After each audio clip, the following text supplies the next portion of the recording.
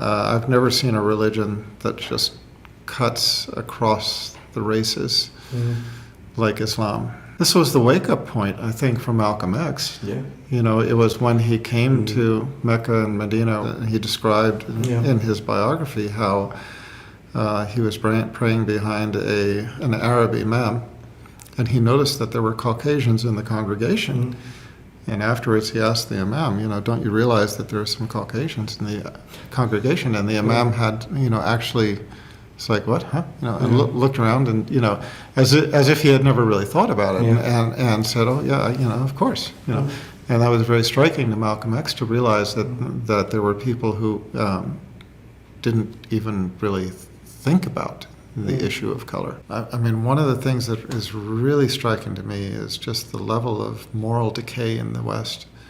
Did I ever tell you why I came to Saudi Arabia? No. I'm an ophthalmologist, and you know, financially, the opportunities in America were much better than the opportunities overseas. I just came upon an advertisement looking for an ophthalmologist here in the Middle East by the group that I did join, which is called Maghribi. I had interviewed for the position, and I was considering that compared with the other opportunities I had in the States, which were much more lucrative. And it was not an easy decision at the time. And I was thinking about it back and forth with, you know, talking with my wife, considering the, you know, the advantages of coming to a Muslim country versus the advantages of staying in America and making more money and so on and so forth.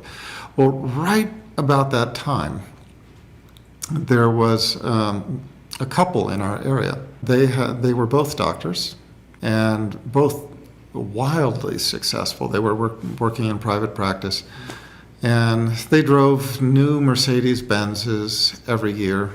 I mean, they had all the trappings of high financial success in the West. And right about that time, their daughter turned 18, the age of majority in the States. And the moment she turned 18, she went to her parents and said, I want to live my life. She took off her hijab. She said, I want a boyfriend. I want an apartment. I want to live as I want to live. I'm out of here. And she did it. She left the home. She took off her hijab.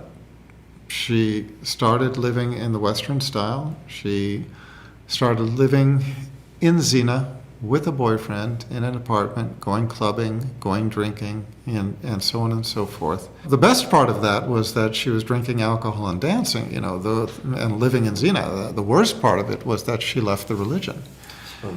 And her mother was just, you know, psychologically destroyed, and she couldn't work. She basically collapsed in her home, and she just stayed at home, crying, and just saying over and over again, I would give everything for my daughter. I'd give everything to have my daughter back. And it was their only child. And my wife and our reactions, and then we looked at our situation. We had one daughter who was 1 year old. We just said, you know what, that makes our decision a whole lot easier. So that's why I accepted the position here in the Middle East. And the rewards of living in Saudi Arabia and in Medina in specific just are difficult to count. You realize how unimportant money really is. When you look back, just the blessings of living in Saudi Arabia and Medina in particular far outweighed any financial benefit, any additional financial benefit I think I could have earned for myself in the West. You know, it's an amazing thing to see how tight the families are in the Middle East.